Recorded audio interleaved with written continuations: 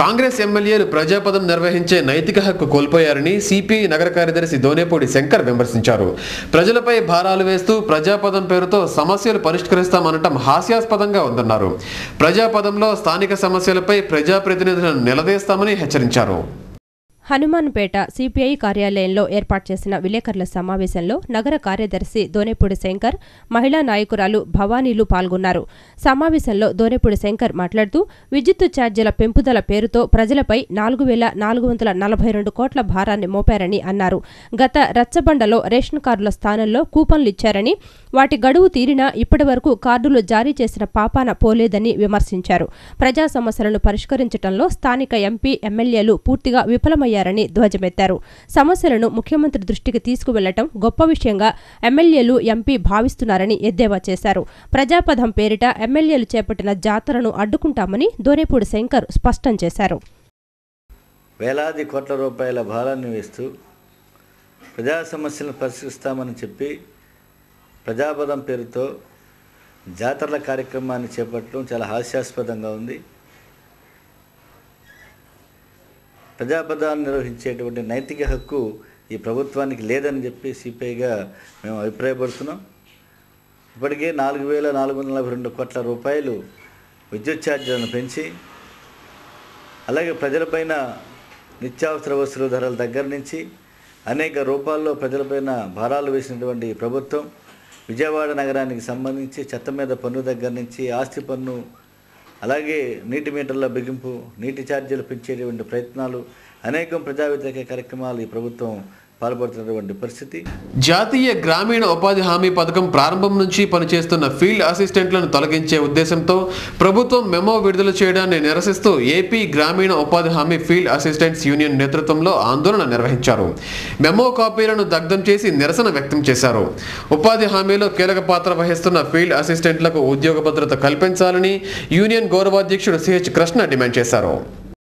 గ్రామీణ ఉపాధి హామీ పథకం ప్రారంభం నుంచి క్షేత్రస్థాయిలో కీలక పాత్ర నిర్వహిస్తున్న ఫీల్డ్ అసిస్టెంట్లను తొలగించే ఉద్దేశ్యంతో ప్రభుత్వం మెమో విడుదల చేయడంతో ఫీల్డ్ అసిస్టెంట్లు ఆందోళనకు దిగారు.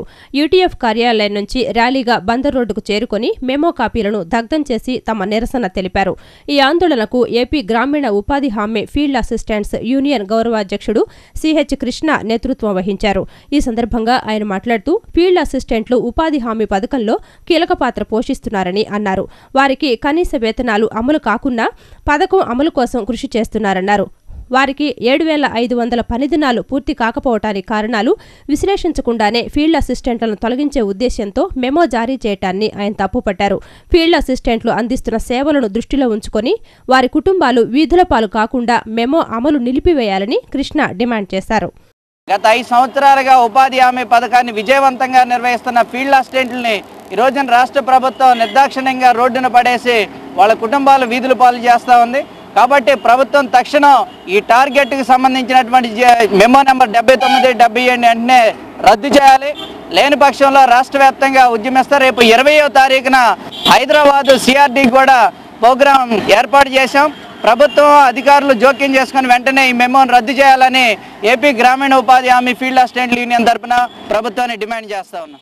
బిల్డింగ్ మెటీరియల్ ధరలు పెరిగిన కారణంగా ఉపాధి రోడ్డున పడాల్సిన పరిస్థితి నెలకొందని వైఎస్ఆర్ కాంగ్రెస్ పార్టీ నాయకులు గౌతమ్ రెడ్డి ఆవేదన వ్యక్తం చేశారు. ఇసుక మాఫియాపై ప్రభుత్వం చర్యలు తీసుకోని కారణంగా తమ పార్టీ తరపున హైకోర్టులో పిల్ వేసినట్లు తెలిపారు. ఈ పిల్ని కోర్టు సుమోటోగా స్వీకరించాలని కోరారు.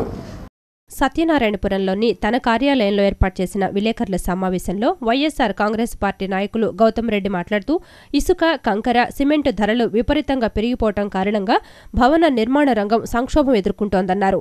ఉపాధి లేక కూలీలు రోడ్డున పడాల్సిన పరిస్థితి వచ్చిందని ఆవేదన వ్యక్తం చేశారు. ఇసుక మాఫియాకి సంబంధించి సుప్రీంకోర్టు ఉత్తర్వులు ఇచ్చినా రాష్ట్ర ప్రభుత్వం పట్టించుకోవటం లేదన్నారు. ఇసుకకు సంబంధించి ప్రత్యామ్నాయ ఏర్పాట్లు చేయటంలో ప్రభుత్వం వైఫల్యం చెందిందని మండిపడ్డారు. తమ పార్టీ తరపున హైకోర్టులో పిల్ వేస్తున్నామని సుమోటోగా స్వీకరించాలని కోరారు. ఎక్కడైతే ప్రజలు అవస్థపడుతున్నారో ఆ పడేటువంటి కార్మికుల్ని ఆదుకునేటువంటి బాధ్యత రాష్ట్ర ప్రభుత్వం మీద ఉంది. ఆల్రెడీ సుప్రీంకోర్టు గైడెన్స్ అసంఘటిత కార్మికులు, భవన నిర్మాణ కార్మికులందరూ కూడా ఆదుకోవాలనేటువంటిది గైడెన్స్ ఇచ్చున్నది. కాబట్టి ఇప్పటికైనా వాళ్ళకి ప్రతి నెల ఇచ్చేటువంటి పద్ధతి కాకుండా ప్రతిరోజు వాళ్ళకి భోజన సదుపాయాలన్నా చేయించాలనేటువంటిది కూడా మేము డిమాండ్ చేస్తాను. దానికి తోడు ఇవాళ ఇసుక సీనరైజెస్ ఏదైతే ఉన్నాయో విజయవాడ చుట్టుపక్కల ప్రాంతాల్లో 46 రీచెస్ ఇక్కడ ఉన్నాయి మొత్తం ఈ రాష్ట్రంలో ఉండేటువంటి ఈ 46 రీచెస్ని కూడా ఓపెన్ చేయాల్సినటువంటి అవసరం ఉంది. దానికి కావాల్సినటువంటి అనుమతులు పర్మిషన్లు ఏదైతే ఉన్నాయో అన్నింటినీ కూడా కోర్టుకి సబ్మిట్ చేయాల్సినటువంటి బాధ్యత కూడా ఈ రాష్ట్ర ప్రభుత్వం మీద ఉంది. దీనితోడు మేము ఇవాళ చెప్పేటువంటిది కూడా మేము ఒక పిటిషన్ని దాఖలు చేయదలుచుకున్నాం. సుప్రీంకోర్టు న్యాయమూర్తికి హైకోర్టు న్యాయమూర్తికి ఒక పిటిషన్ని రాయటానికి సమ్మతించాం. ఇప్పుడు కాసేపు ప్రకటనలో